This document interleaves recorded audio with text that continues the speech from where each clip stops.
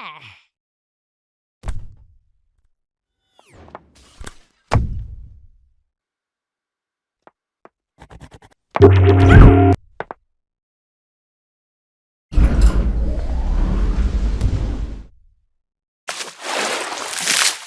this exercise we're going to have a go at animating something else that's reasonably complex and got a fair bit of action going on in it, and this is going to involve this dragon rig.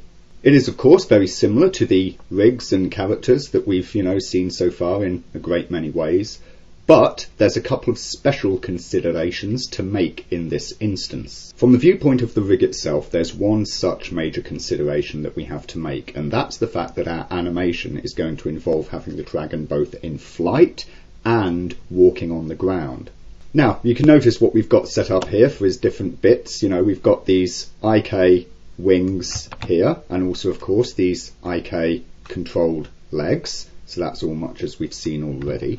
And this is fine, of course, when he's on the ground, he'll, contact the ground and move and walk and do stuff. However, when we've got him in flight, this, presents us with a bit of a problem because, of course, the IK goals are left behind. Now, on the one hand, that's okay, you just animate the route and you animate the IK goals coming along. But of course, if we have him taking any kind of twisty, turny, curly path or whatnot, then that becomes a bit of a pain to constantly have to reanimate these IK goals to follow a path that work with the path of the route and not constantly have, the wing, for instance, coming in, going out during his flight. It's an awful lot of little corrections that would have to be made. By all means, have a go at trying to animate in this fashion. You'll see that it's, a bit of a pain. Now, the most common way to get around this would be to use IKFK switching. So we'd have an IKFK switched wing and IKFK switched legs. That way, when he's in flight, we could just put the wings and the legs into FK mode, and they, of course, would then follow along with the movements on his route. And that's perfectly fine and a fair option, and in all honesty, it is possibly the one that I'd choose to use the majority of the time. However, there are certain things I like about having the IK, especially on the wings here, is that it allows you to make, nice subtle moves whilst he's flying with great ease. You don't have to deal with all of these keyframes on the shoulder, the elbow, the wrist for the different FK joints. Also, having such, for this example, would leave us with a more complicated rig with more stuff to key. And generally for this exercise, I want to again focus more on the mechanics of the creature, getting believable, natural animation and so on, rather than having to work, with this heavier rig and all of these different controllers. So what I've set up here for us is something slightly different. What we can see is that all of his IK controllers, we can see this in the scene editor, are grouped under this null called IK controls. And so where that null goes, all of the IK controls go with. What I've done is to set up a constraint that constrains this over to the root. And so we see here, there's the IK goals master null, and there's the constraint null. And we've got the same shape, a ball, on these two nulls so that we can line them up later on. We'll see that as we go. But what we've got here is this switch, this little switch null, which can be rotated between 0 and 100, representing 0 and 100%. And when it is at 0, as it is now, then the IK goals are left behind independently of the route. So of course this is the mode that we will want when he's in terrestrial locomotion. However, we can switch this up to 100, and when that is engaged, then our IK system is constrained along with the route, and we can move the entire character from his route like this, and the IK goals come along. So we'll use this when we're in flight mode. And then as we transition between flying, landing, taking off, what have you, we'll line up and key off this blend as we go. None too dissimilar to what we would do if we were doing IK-FK switching on each and every limb, but rather than having it on a per limb basis, I've just got it here for the entire IK group. The other interesting consideration doing a dragon like this is how should he move? Of course, we've seen plenty of creatures along the way here and picked up bits of reference for how they move and how they work to get good animation out of them. But in the case of a dragon, we've got a fantasy creature, so there isn't an awful lot in the way of reference for such an animal that we really can turn to. However, we can still pick up certain pieces of information which will inform the decisions we make whilst we're animating. First of all, he's a winged creature, and as we spoke about way back in the reference video, winged creatures, birds and bats, they have this, way of flying, whereby the, upstroke brings the arm back and the downstroke, creating lift, pushes it forwards like this. So we can, reasonably expect that a dragon is going to need to work in exactly the same way. So that's one little piece of reference that we can take to help create a realistic, natural motion on this creature. Secondly is going to be the way that he flies, and this really comes down to the shape and size of his wings. There are some interesting facts to take note of here if you dig around and look for them. And those are the facts surrounding general flight mechanics. There are two important quantities in flight mechanics. One is called the wing aspect, and that's basically the aspect ratio of the wing span divided by the wing depth. And the other is wing loading, which is the total weight of the flying body divided by the surface area of the wings. So how many kilograms of weight per square metre of wing. Here's what you'll find. Creatures that have a high wing aspect, so that is, very long, slenderish wings, so, little creatures like this, such as an albatross or a pelican or a condor, these guys are made for very stable flight, gliding style flight. They don't need much energy to stay aloft, they don't need to flap as often, but also their flight paths, the direction, that they will move in, is very stable, very steady, and very clean. Other creatures, like kestrels, eagles, etc., have a much lower wing aspect, like this. This gives them much less stable flight, however, it does allow them to be far more manoeuvrable. They can nip and dodge and weave around in flight with far greater ease, which birds like this cannot do. It means that they have to use more energy to generate lift, and also to change their path they have to flap a lot more often to control the airflow over their wings and cause different movements to occur. And this isn't just birds, this is a general principle of flight dynamics. That, of course, is why, passenger planes are shaped like this, whilst fighter planes, of course, are shaped like this. High wing aspect gives very stable flight, low wing aspect gives much less stable flight but massively increased manoeuvrability.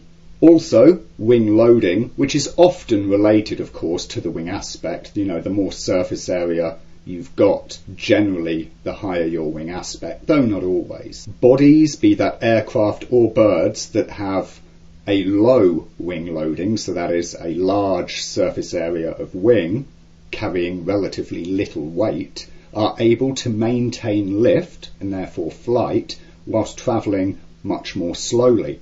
Heavier bodies that have much smaller wings and therefore higher wing loading need to be able to move much faster, otherwise they lose lift. So how will we translate this into our dragon? Well, on the surface, of course, he's got this, very narrow and long body here, and he's got quite large area wings. His wingspan is also exceedingly long, but the wings are still also kind of broad. He's sort of a bit halfway between the two, so we'll say that he's, an okay glider, but also got some manoeuvrability. However, because of course, he has these fingers over which the wing vein is stretched, we might decide that this fantasy creature has become a more adaptable flyer. So, for instance, he can bring his wing out like this and stretch his wing vein in a manner much like this, giving him a much higher wing aspect. As such, he's able to adapt his wing when he wants to produce stable, low power consumption, glided flight. What he's also able to do, of course, is to contract his wing. He can bring it in tight, and he can once again flex his fingers like this, giving himself a very low aspect wing with high wing loading, thus giving him the option to switch out and become a much more manoeuvrable flyer, whilst of course accelerating as he does so. And so we'll use those ideas and bits of information when it comes to actually posing him whilst in flight. Depending on the kind of manoeuvre that he's pulling off will dictate how we start to pose the creature. And this should give us the ability to do some nice dynamic stuff with him that really brings him to life whilst he is in flight. So here we go then, we get our dragon in our scene, for which we've chosen our city in this instance from before. Perhaps this is why the fella who was driving around at such crazy speeds felt the need to do so. Perhaps he was outrunning this dragon. And I guess we'll make a start at, setting in some keys and getting our motion started. I'm going to begin this as stepped and we'll work from there. I'll just create a key for everything here on frame 0, making sure to set that back to selected only afterwards. There we go. And then, so to begin with, I'm going to stick him somewhere in the city, and just to aid that, I'm going to snap his IK controls initially here at 100%. So I'll grab his route and we'll move him somewhere over here, and I'm going to start him out, I think, on this tall, thin tower block. So we'll begin him perched up here. So there we'll go, we'll get him flat at the top there, and we'll orient him around. I'm just going to turn him this away. And let's remember, because I've got the head float system operating on him, I need to turn the head as well with him. And so since he's going to be perched, I'm not actually going to want the IK bound to him at the moment, so I can take my, control nulls there for the IK master, and I'll just key those in place so as they stay put when I blend that back to 0 there. Okay, so I'll knock in an initial pose for him here. I'm going to bring his feet to around about the edge of this building here. Bring that one there a little further over and give it a bit of a rotation. And then I'll use the toe controls here to just put a bit of turn on those toes like that, so there he is sort of gripping hold of the edge like this. I can adjust the foot a little bit there, also give that a bit more of a spin there, just lift it up, a tiny scotch like that. Let's bring in his wings, so he's got these sort of folded and by his side to begin with. We can turn that wrist, there we go, put the wing in there.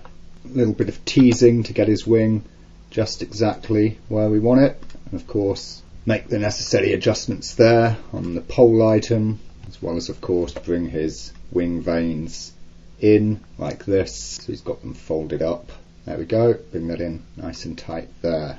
And so long story short, pose his wings in, get his tail and neck and spine in, and we wind up with a pose something like this. There he is atop some building, surveying the land below. So this initial pose must, like every other pose during our animation, have some sort of purpose. It must mean something with respect to what he's going to be doing and all of that. So what we've got is him looking off to the side there, and what I'm thinking is we're going to have him spying something over in this park region over here in the middle area of our city. So this initial pose then is him basically having, caught sight of something that he intends to go after.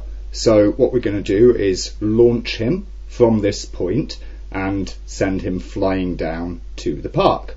We can think about how we want to do this. We can of course just, make him perhaps jump straight off and fly him right across this line here. However, it might be fun to do something a bit more dynamic with him. And let's suppose, of course, that he's some sort of, predatory creature. What he really wants to do is have a bit of surprise, have him sneak around and, not be seen coming in at a straight line like this. So what we'll do is we'll dive him off the building and we'll bring him around a longer path here and swoop him quickly into the park this way. This way we can, of course, use the space that's over here in this park area to let him build up some speed to come zooming in and take his prey or whatever it is that he's found that he wants to get to. So what I've done then is give a bit of pre-roll here, a series of actions which add up to an anticipation of what he's about to do, where we have him sort of pacing along the edge of the rooftop here, as you can see, all just in stepped keys, very basic for now. And this is him, just turning things over in his mind, getting a, good look at what's down there, assessing the lay of the land. And then we have him look down that way, which is the way, of course, that he's planning to go. So he's like, okay, I'm going to go off over there. And then just as he does, or just before he does, he has a quick little check back before starting to launch himself into this dive off the rooftop here. Let's notice how we're posing him at this stage, because of course, we've got this route item for him which we're moving, but that leaves the IK goals for the wings there behind. And since we're on stepped keys, an easy way when we're moving this and making him take these little steps to the side is just to grab all three and move them at once like this. That means that, once we tween this up, it'll be much easier to keep those all sort of held together. So that's all smashing. Then of course, as we come and we go into his dive, then what we begin to do is, of course, we begin to unfurl his wings a little bit like this. Notice how they're coming just out a little bit there, creating sort of a hand glider type affair, still very tight, very close into the body, creating this little delta shape as he goes into his initial leap. And of course, a few frames later, when he's just right coming off the edge of the building, we've still got them there somewhat like this. Obviously that wing is penetrating the building, but we'll sort that out as we get into the further details stuff. Also, of course, at this point in time, this is the last point where the feet would probably be just touching still the rooftop. It would be the absolute last point in time where they could be at maximum extension, and we could be wanting the IK to be free of the root. As such, this frame here also represents the point at which we switch the IK controls back to travelling completely with the root. So this is the point at which we throw the constraint. So first of all, let's just take a little look at that. Here, of course, is the constraint there. And what we can see is that in the frame before, there is the constraining item. So this is the item that is a child of the root and travelling along with the root. And we see, of course, that before this frame, our switch here is set to 0. In order to keep all of the IK goal positions, from where they are as we come to the frame 116 here, then all we simply do is grab that match to item here, which the, whole IK controls parent item will be matching to. And at frame 116, what you can see we do is we match it across here to the position of that item there. So this is the item that gets constrained to. This is the actual parent of all of the IK goals. And so at frame 116, we snap the match to item to that position.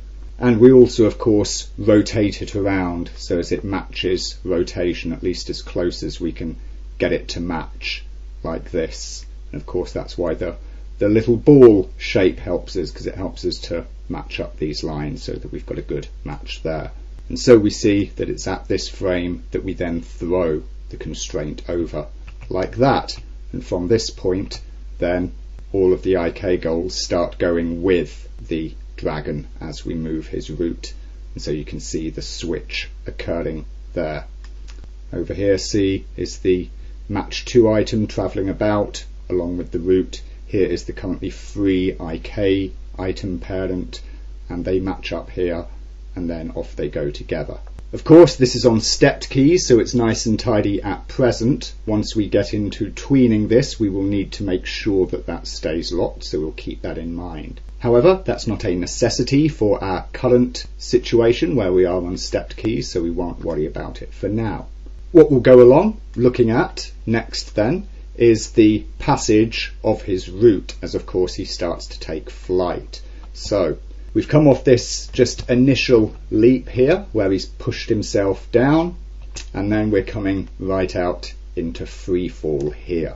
We can see that for the time being I haven't changed the pose on his wings at all there. They're still basically holding the same shape that they were, back up on top of the building there as he came into his initial leap. However, as we go into the next drop frame here, as he continues to fall, there we are, see he's continuing to fall there, then notice that I've begun to lift the wings like this. He's still holding them quite tight, and notice of course how I've brought his elbows right up here like this. At this point of course he's now in mid-fall, so he's bringing his wings up into the raised pose so that as he continues to fall he can thrust them down ahead of himself, down and forwards, and generate lift. So of course he doesn't just plummet and hit the ground. He's preparing to sort of catch himself in the air and break out of a drop and into straight ahead flight. For the minute though, that is a nice enough pose to imagine him flying in, at least. These details of the wings we can come back to in a short while. But since we are going into this sort of flight phase now, a good thing to look at and start getting is going to be his flight path. What you can notice is we've sort of shifted between two different phases of animation, if you will.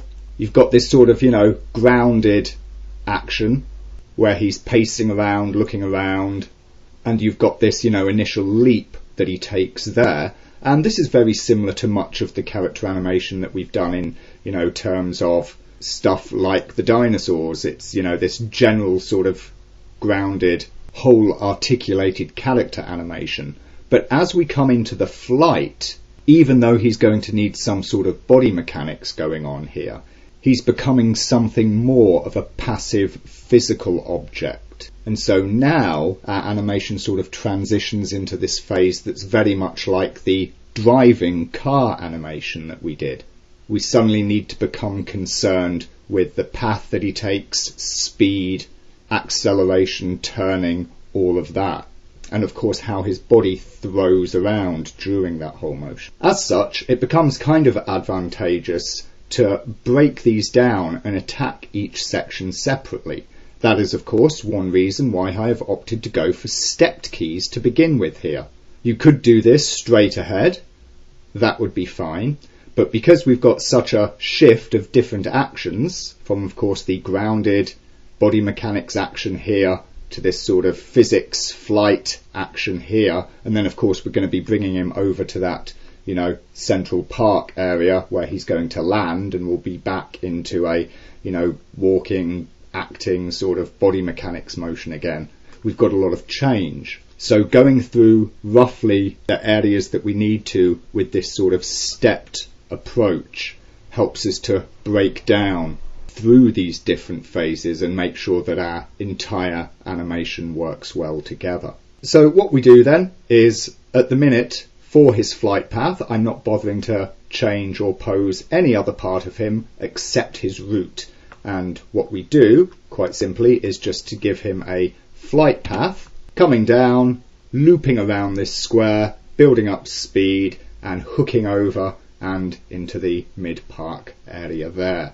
Again, this is all stepped, and I've only animated the route. I haven't put the wings out any further. I've just left them in the catch pose that we came to midway here, as that's a decent enough pose for me to get a rough visual idea of his movement as he's flying along. And so what we put in is of course the motion path that he takes in terms of, looping around this square here. We also of course have, changes in height. This is, unlike the car, a three-dimensional motion path. We have to take into account, of course, the geography of the area that he's in, so he has to come and miss this building here. Taking a tight turn around and straight into the park there would slow him down an awful lot, and as such he might have difficulty in clearing this building over here. And so as he comes down, we hook him round into this long square and let him turn, as I said, to build up some speed there. And so what we can see that I've done on these stepped keys is, as well as of course, targeting him along his path, we've also put bank and turn in, much like we did on the car. As he comes round a corner, his body will bank and turn around like this. Remember, of course, that being a flying creature, looking at him from the front, lift is generated across the plane of these wings.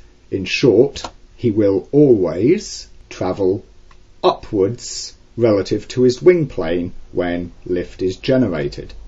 This informs how we turn him. So of course the way to turn this corner here, the way to do that with flight, is to bank the body this away, and consequently the lift force or the push force against the wing pushes him off in that direction.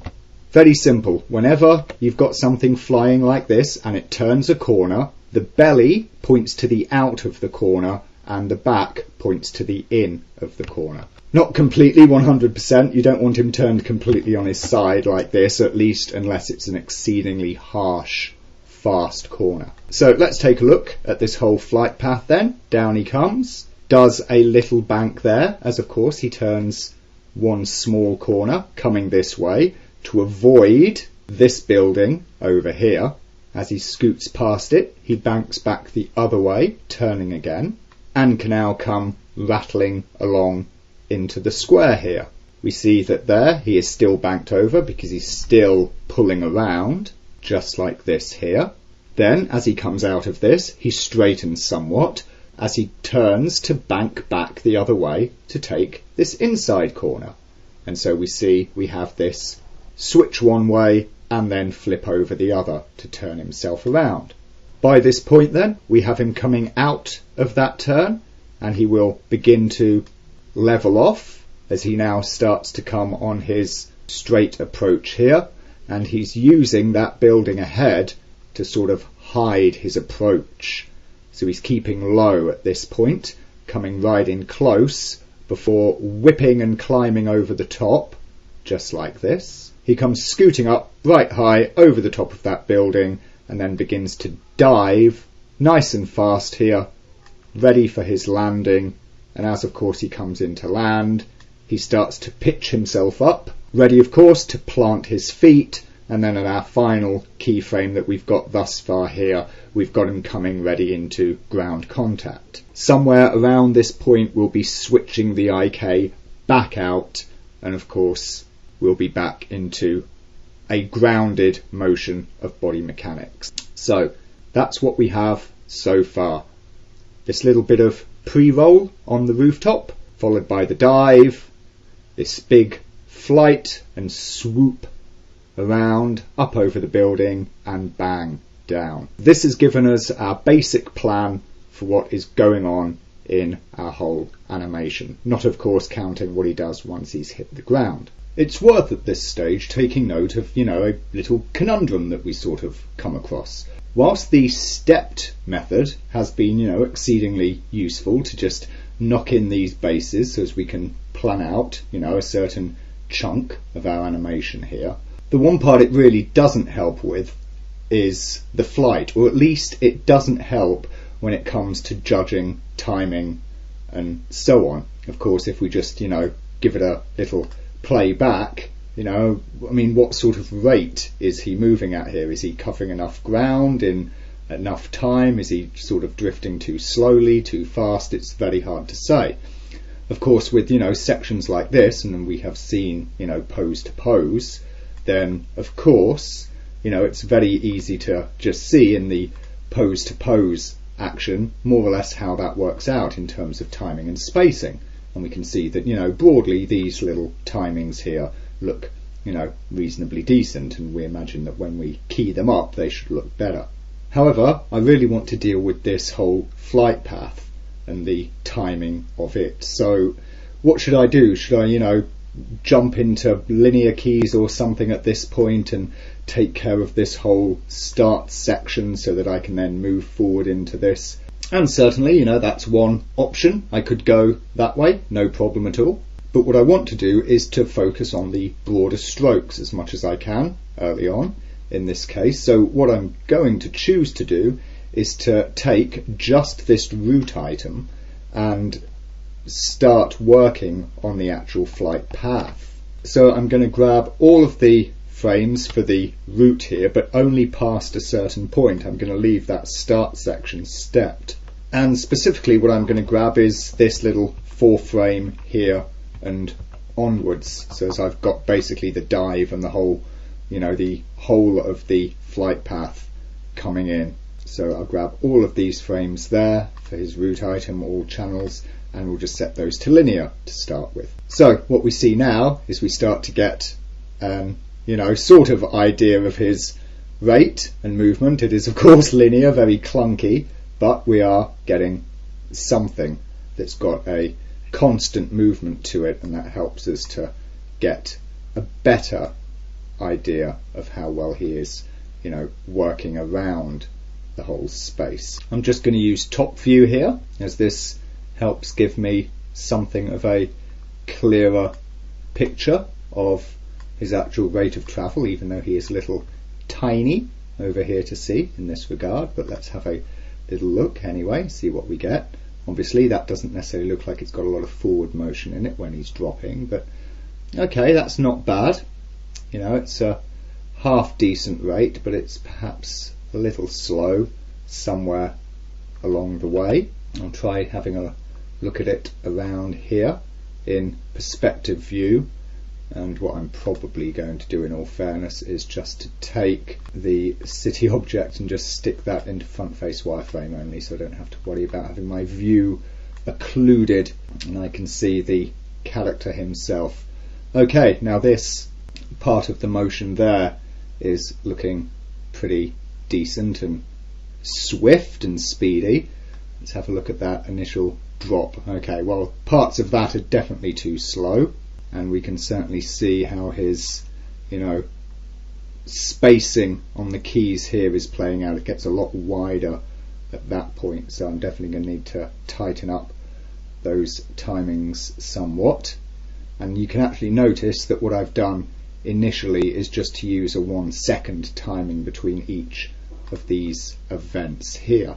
So let's get into retiming this guy somewhat, and we might find it helpful to come back to that thing that we used way back with the drive, which is the speedometer custom item here. So set it to auto range, world coords, and we can actually see how fast he is traveling as he moves along, and this will give us a good indication of timing in this event. So there we go, he jumps there, traveling at 10 meters per second, still around 10 meters per second here, which of course is pretty much free fall speed. I mean, this guy is 10 meters long nose to tail, but he is also quite heavy, and he has also launched himself somewhat. He's given himself a push off, so I think he should be traveling faster than that. So let's move that back to, let's say it was at 140, I'm going to move that back to let's say 132, shall we? And that pushes him up to 15 meters per second there. Question is, what was he beforehand during these 4 frames? Well, he's 13, then he's 15, so that's why it looked weird, because he was going faster and then slower. So yeah, that's starting to look better. And after that point he's shifting up to 19, so he's accelerating there. Then we get to here, straight up to 37, so very fast by that point. So let's just see how that plays. And I would say that this first bit of drop there isn't bad. Maybe that second frame here actually needs to come a bit sooner. That first bit of drop there is a good speed, I feel, but I don't think he picks up enough acceleration by this point. So if that's at 156, I'm going to bring it down to, let's say, 148. So bring all of his times, all of his frames back there. And there we go. Okay, now we're getting that sense of acceleration for sure. So there is at 15, then 29, then 37. And if we just watch it play, yeah, I think that's reasonably good there. So he's accelerating a good deal as he drops. Let's just check the graph, of course, on the Y channel. And there indeed we do see what looks like a pretty decent acceleration curve in his drop off there, so I'd say I'm pretty happy with that. And of course here he starts to actually turn and go up, as of course he catches himself with his wings, so to speak, and starts to produce lift, and so of course his rate of descent shallows out.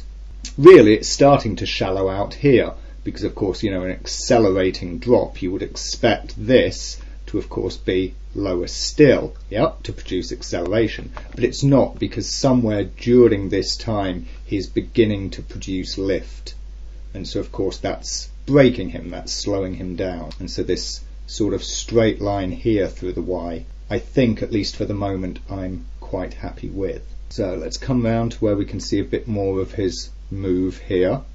Let's just watch it through to see how our timing is playing out. That's good. Whoosh. And that whole timing there is looking pretty good, I think. Let's try and view it from a different angle, just as we can see. And let's also look at the actual numbers. So that was 37. That's coming up to 40 meters per second. That's 44. That's 44. That's 46. Okay, so we are of course accelerating in. He's using his drop to gain acceleration, and along he goes. So he comes along here, we're going through 44, 46, now he's going to be coming into that turn somewhere here. What does he do? He goes down to 37, then 32, then up to 33, before bouncing very swiftly to 46 again. So we've got rapid changes in acceleration taking place there. I do think he should slow down as he starts to make this curve here. Of course he is changing his direction and momentum, so a bit of slowdown is quite handy, I think. And starting to speed up there, but I think that perhaps that sudden jump there up to 46 is perhaps just a little bit too fast. So perhaps if we just take this key and we'll just move it in, I was going to say 4 frames there, so that, yeah, begins to speed him up there as he comes out of the curve. And what we'll do with the next one is we'll stretch it out a little bit, just by 2 frames. Yeah, that changes him just a touch there. So he goes 40 to 42, and then he's straight up to 59. So this definitely needs to slow out some. Let's bring that up 4 frames. That takes him up to 50. So he will have started accelerating quite quickly at this point, which is what we want. He's getting into this straight now where he's picking up the speed, and also notice he's going down slightly, so he's using a bit of drop to help pick up some speed, and then he goes and forces himself right up. That's at 55, that's at 40. So we need to work these times off here, because if we look at that, yeah, it goes very fast and then a little bit slower. So we don't want him all the way at 55. So let's space that out. I'm going to say again, let's try 2 frames. What does that do? That changes him to 50, so that's good. That's the same speed as he was there. Then as he climbs, we will slow him down a little bit, but maybe not by a whole 10 meters per second. So let's put that to 2 frames shorter. There we go. That brings him up to 44. Then as he comes over the top there, 43, we can see there, as he comes along, starts to drop at 49. That's possibly a little too swift, or perhaps not. Let's just have a little look at how it plays and see. Yeah, that is perhaps too swift a change of rate. So what I'll do is just extend that 2 frames. Yep, that gets him to 45. That's okay. A bit of a speed increase as he begins to drop. This now then, look at that, he's slowed all the way down to 31. That's no good. So we want that to be happening faster, but then as he comes into land, we definitely want him slowing down. So I'm just going to bring that up 2 frames. That brings him up to 34, because he can at this point be starting to slow himself as he comes in for that hard landing. Still not that slow. Let's bring it up a couple more. 2 frames there. That brings it to 37, so I think that's okay. So down to 37 and down to 17 and landing. Of course he will be using his wings to brake himself like a bit of a parachute as he comes out of this last section and into hitting the ground. So let's give this whole thing a little watch through, see how he's looking there. It's pretty decent, turning nicely, good Good speed there. Of course, you know, coming up to 40 odd meters per second, 50 meters per second. He's doing a good, you know, 60, 70 odd miles an hour, which I think is a pretty decent wind speed or air speed for this sort of a fellow to be making.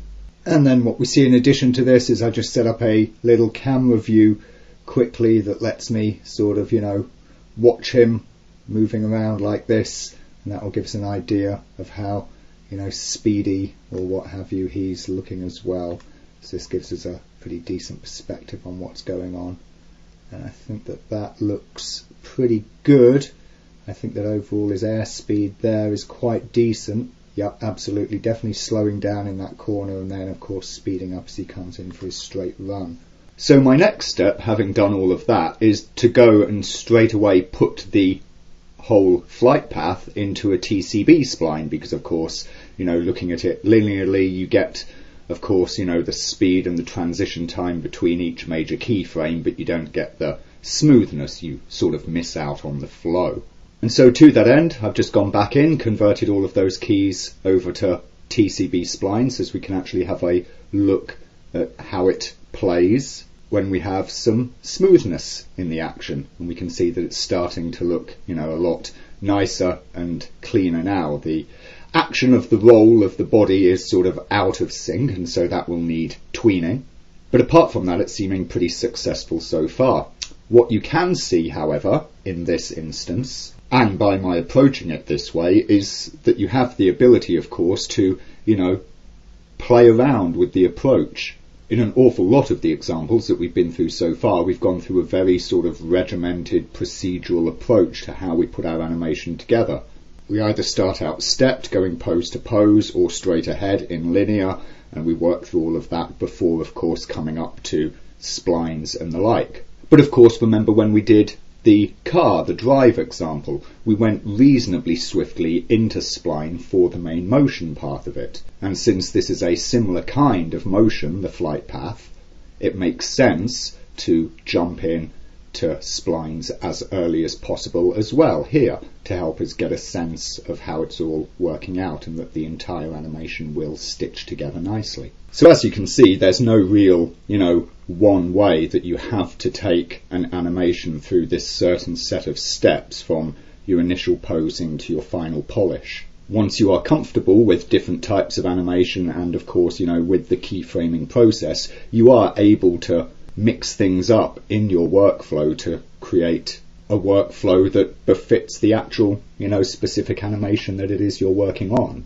As such, what to work on next? Well, I could go and, you know, tween the rotations during the flight path to, you know, have a look at how all of that is behaving, putting in some of the additional animation on the body and all of that stuff. Or I could work back here, you know, taking care of this, you know, pre-roll action there. It doesn't really matter at this stage. Personally, I think I'm sort of getting into the flow of it all now, so what I'm going to do is I'm going to work on, you know, tweening up, linearizing and so forth, this whole pre-roll section, taking that out of stepped.